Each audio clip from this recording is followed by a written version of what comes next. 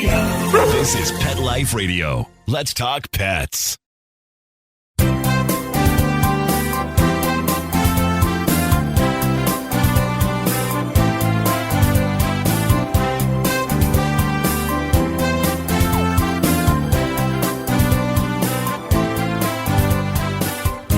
And welcome here live with Dr. Jeff Werber, your host for the next 30 minutes here on Pet Life Radio's Ask the Vets with Dr. Jeff. We're here live on Pet Life Radio and my Instagram Live. We're here for you. We're here for your pets, which means if you have anything you want to talk about, you gotta let me know. For Instagram Live, it's so easy. You just type it in and I'll my sister said, yes, I can call her back. Anyway, so as you know, it's a couple of easy ways to get a hold of me here at Pet Life Radio. First of all, 877-385-8882. Once again, 877-385-8882. But better yet, join me here live on Zoom. You go on to PetLifeRadio.com. You click on shows. You go to Ask the Vets with Dr. Jeff, and there's going to be a Zoom link left for you there. It is so easy. Click on the link, and you can join me live. Have your pets with you. Well, one of the stories we're going to talk about is how important telemedicine is going to be for you in the future. And trust me, when you hear this headline from people.com, you're going to see what I mean. As I lean over, I'm just waving hi to everybody. So very, very important stuff. So if you want to join me here, have your pet with you. I can have you here on Zoom. Now, as far as joining me here live on Instagram, we can't do that only because then you're in control. And if I try to take you take up half the screen, I can't see the other things. And then people say, wait a second, would you tell that person to stop already? So as you know, I like to peruse the news going on. What is going on in the veterinary world that I hope you'll find interesting. I certainly did. And this is really cool. I'm sure you're familiar. If not, you're familiar with the Iditarod. So Iditarod is a 1,049-mile race. It goes from Willow, Alaska to Nome. You have the mushers, which are the guys that are riding the sled. You have the teams of dogs, and these are Arctic breeds, typically Malamutes and Huskies, but Samoyeds. There are a lot of different Arctic breeds that are running this thing. Anyway, people are always worried about, it's sort of like those that are sort of against dog racing and horse racing because of how they're handled. And horses love to run. And if you ask the horse, do you like to run? They go, heck yeah. I think greyhounds love to run also, but being bred for that, it's like, I don't want to go there. It's a very, very controversial issue. The Iditarod, you have these dogs that are racing. And you have to know these dogs, first of all, they love to run. Secondly, they are so well cared for. So 50 veterinarians located at checkpoints along the Iditarod, all right? They're checking temperature, heart rate, body condition, eating, drinking, movement. They actually watch them as they're coming in, and they're identifying those that are having an issue. And the mushers themselves, who are working and training these dogs, they know their dogs very, very well. And they do not have any problem or anything going on with their dogs. And they're the first ones that will identify issues, and they will take care of them right away. So they're checking for lamenesses. And, so it's not even us to judge. It's sort of like, you get on the diet all the time, and you have these people that want to feed vegan and vegetarian and all that stuff. And I say, what? Ask the dog. What does the dog want? If the dog wants it, great. You could do it for the dog. The dogs are omnivores. But if you ask the dog, or you put the plate of meat in front of them and they chow down the meat, I think that's the answer. These dogs love to run, and they're trained for it. It's like, doing agility. You have these dogs that do agility, and it's in their blood. They just are loving it. But just know that they are well cared for. In fact, one of my colleagues, Dr. Justine Lee, she's been on the show before. She has her own show on Pet Life Radio.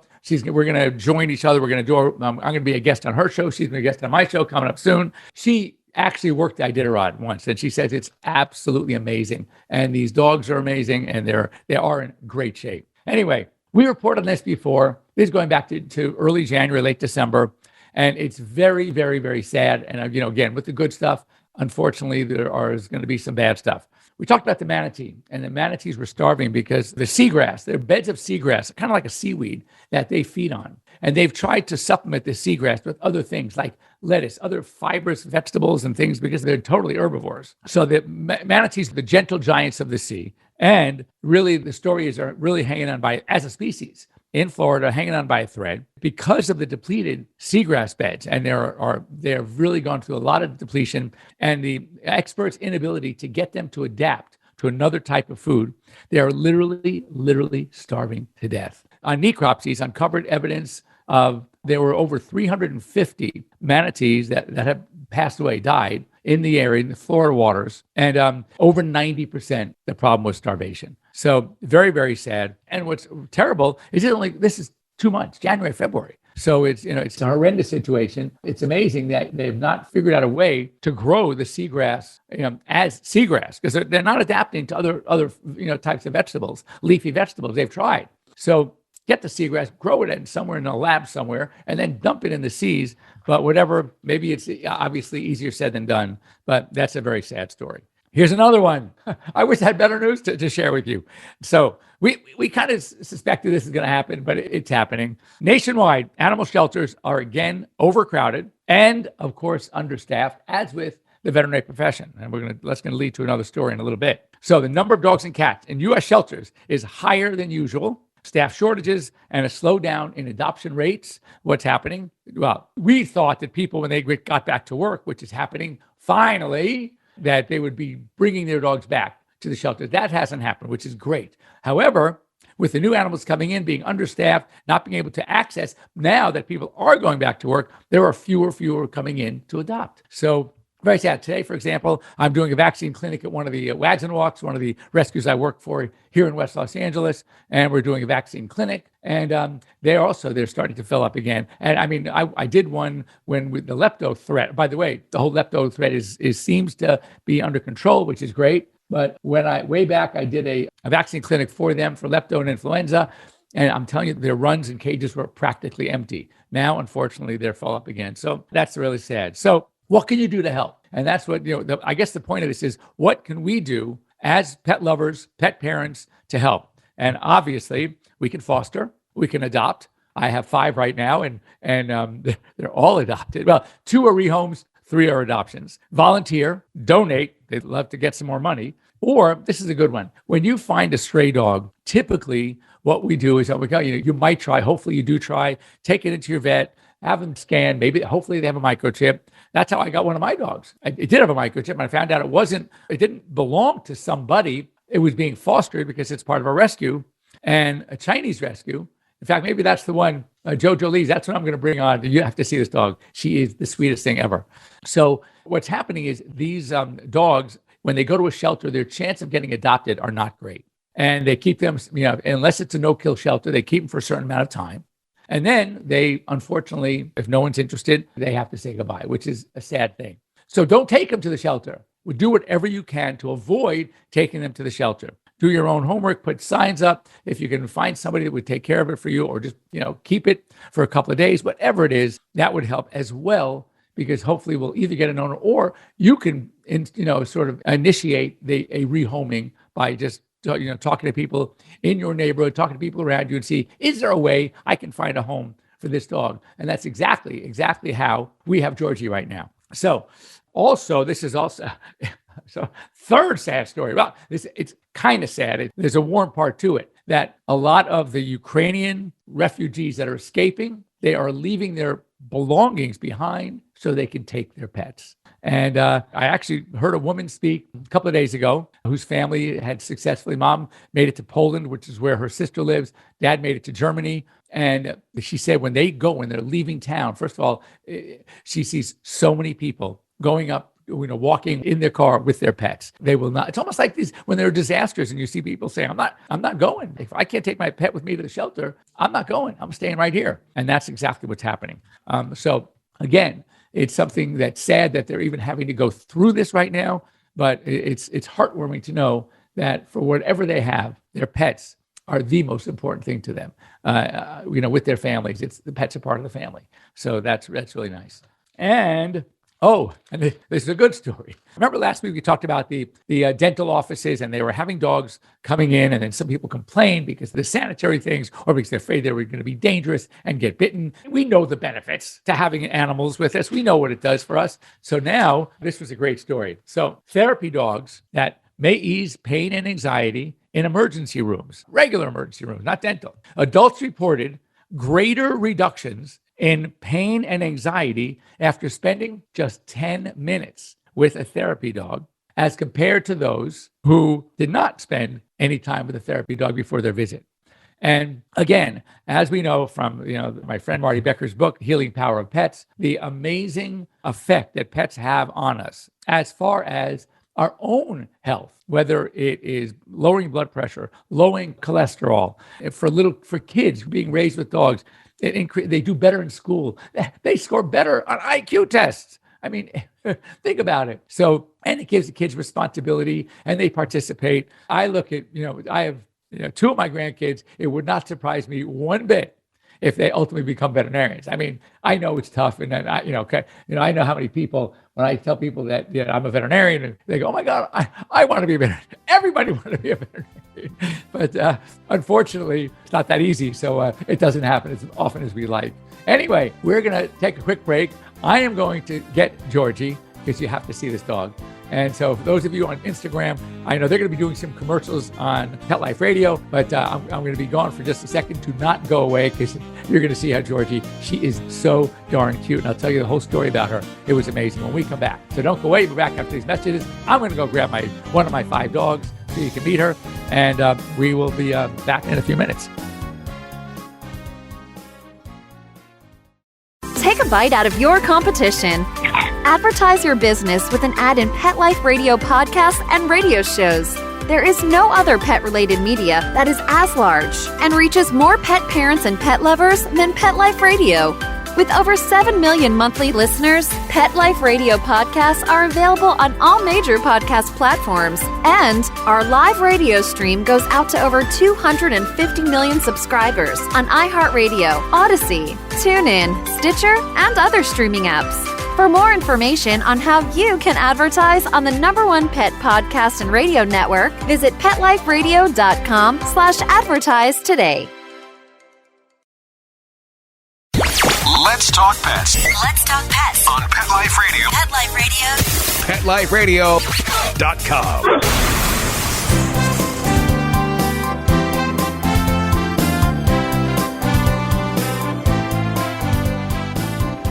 Okay, so we're back. Here is Georgie. Georgie's one of my 5. And she, first of all, look how adorable she is. And boy, this is a cuddler like you can't believe. She just, in the morning when I start to stir and they know it's time to get up, she will just literally jump right on top of me and just like a hug. It's almost like if she could.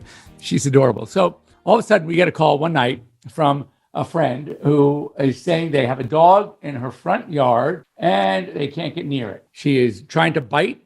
She is hiding in the bushes. So, of course, her friend being Dr. Jeff, the vet, we go over there and she's ready to kill. You cannot get near this dog. And when you look at her now, you say, how is that possible? So she was petrified. So I asked her if she had any meat. Yes, she brought out some chicken. If I offered her, lettuce, if I offered her some veggie thing or vegan thing, I guarantee it wouldn't have worked. But chicken, oh my God. So she came out and I started giving her some chicken. And then I was able to, kind of lasso her with a leash. And I gently brought her out, giving her some chicken with each step. And then once I got her out, she was a little bit better. I was able to actually pick her up and put her in my arms. And when I put her on, it was like an instant change. So I said, okay, I'm going to take her home. She was a filthy mess, by the way, disgusting mess. So I take her home. And she got along pretty well with my other dogs. We had 3 others at the time. She was 4 because our little Frenchie is number 5. And next morning, I take her to the office, scan her, and she's got a chip. I was amazed. So it wasn't one of those chips. I couldn't contact them directly, but I was able to send a quick email. I sent an email. Hi, my name is Dr. Jeff Werber, and I found this dog with your microchip. And I got a call back literally in minutes. So she's so excited to tell me she has a very thick Chinese English accent. And you find my dog. So talking to her, turns out that this is not her dog. She runs a Chinese rescue. They actually they steal dogs that are destined to be on somebody's table at the Yulin meat market, where they eat dogs. They sell dogs and they eat dogs.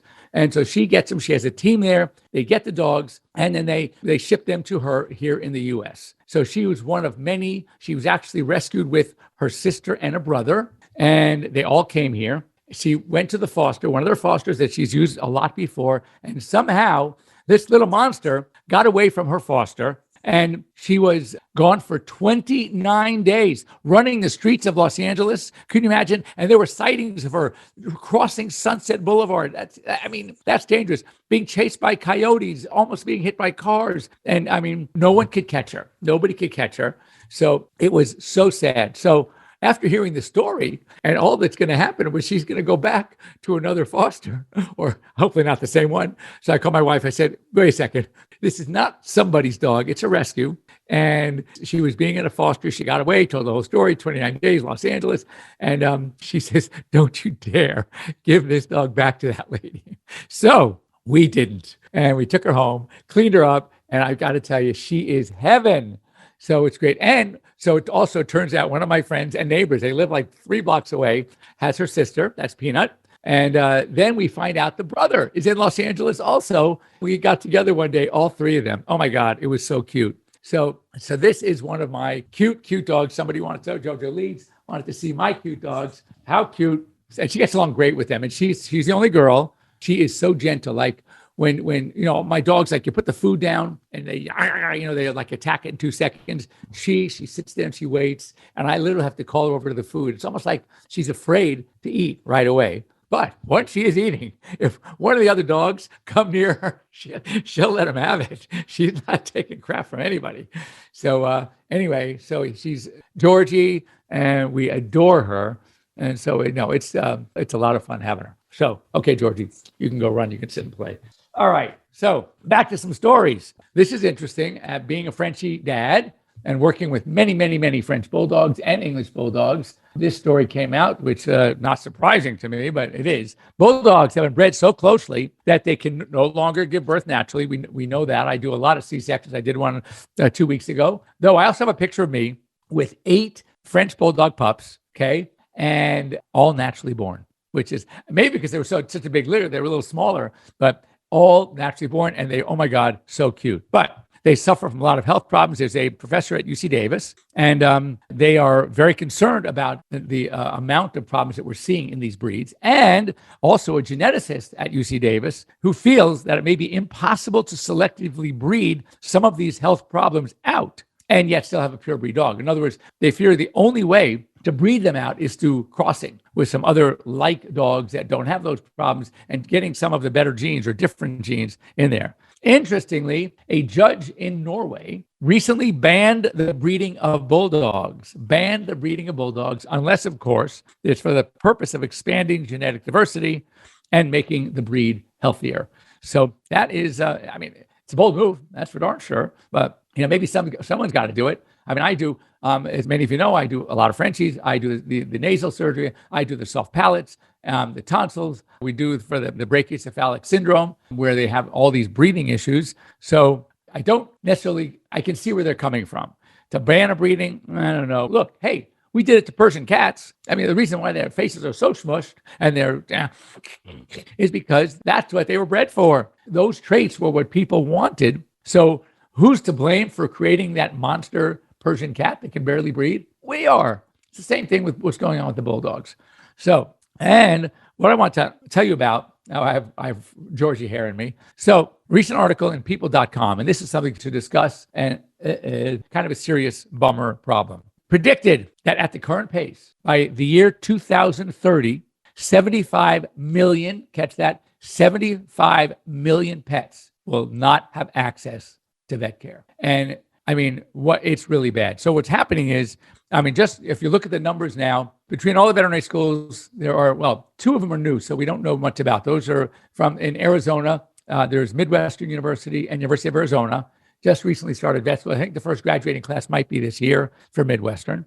So we're graduating about 2,600 veterinarians a year. The retirement rate is about 2,000 a year. So that gives a surplus of 600 vets, okay? The problem is, as we know, with changing strategies and lifestyle issues, veterinarians are not working like I work. We know where you're going to put in 60, 70 hours a week. They're doing their 40 hours or less. A lot of them are working 2 days a week. We have a lot of women veterinarians who have families. And so we're seeing more and more veterinarians saying that they have shortened work weeks and they're not doing weekends are not doing emergencies after hours. So what's happening is that is part of the problem. So of that, say 600 surplus, it might only be 300 as far as full-time opportunities. So it's not sustainable. That's not enough to take care of the increase in pets that we have. Years ago, there were 30% of U.S. households had pets. Now it's 70% of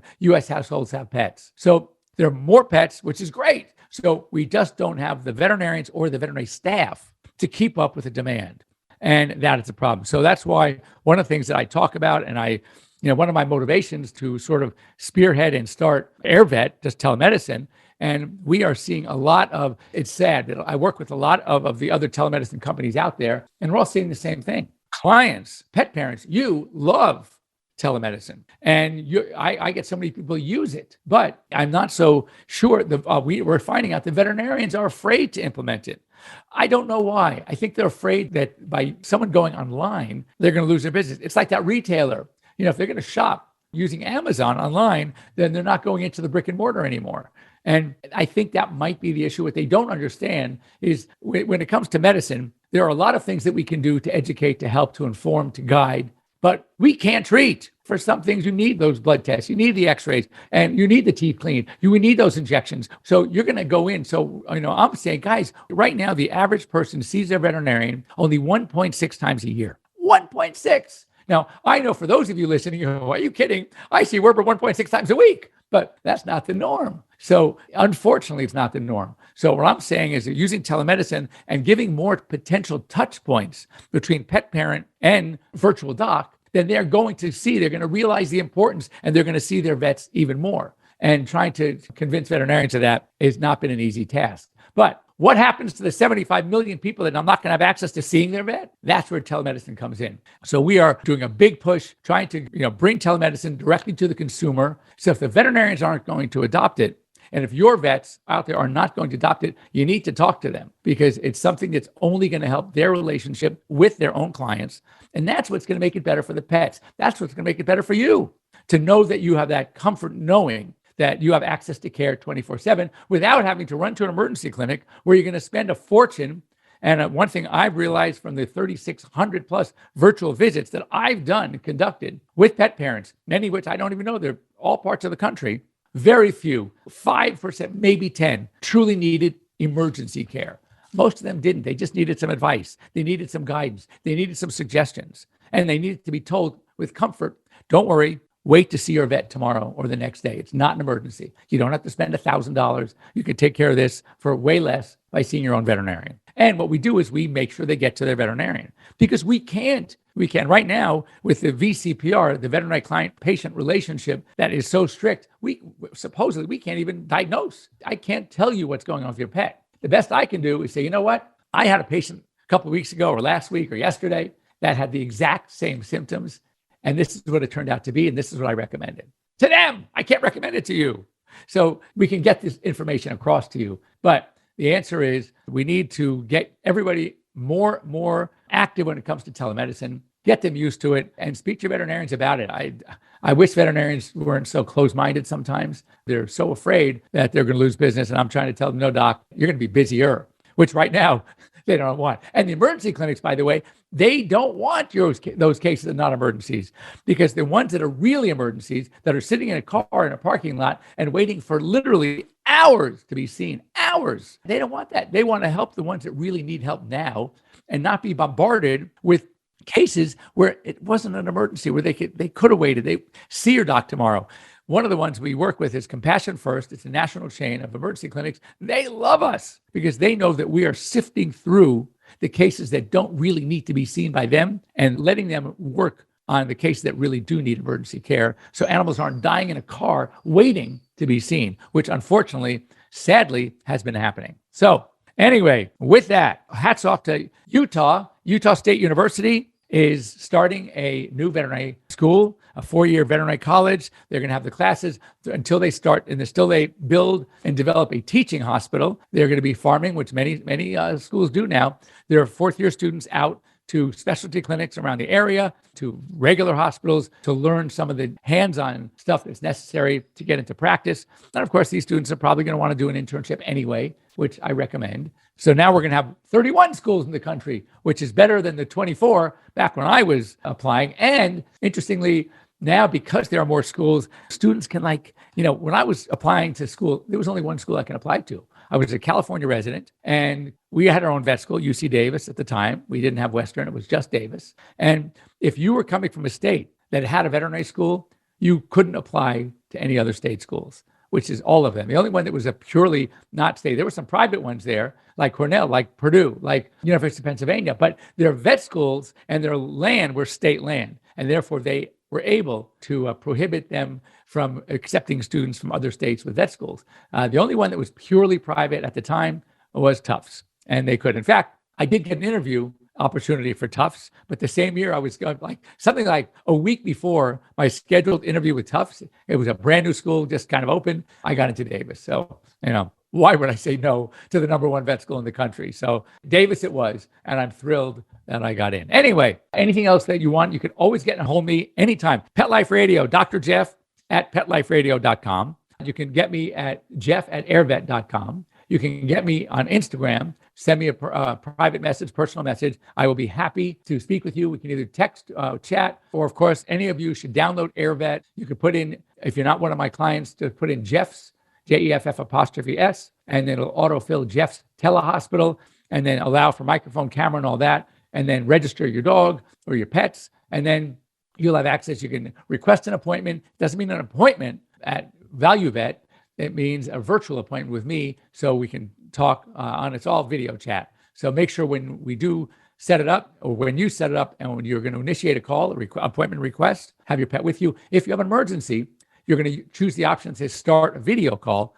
And when you do that, make sure your pet is with you, because whichever doctor you get, maybe me, maybe one of our 3,000 vets on the AirVet platform, you're going to need to have your pet with you. So have a great week, everybody. Have a wonderful week. Oh, by the way, I was at Western Veterinary Conference. It was amazing. Finally, back to normal. It was packed solid, very few people wearing masks. There was so much engagement. There was so much energy, so much activity. It was so nice to be back to a real vet conference again.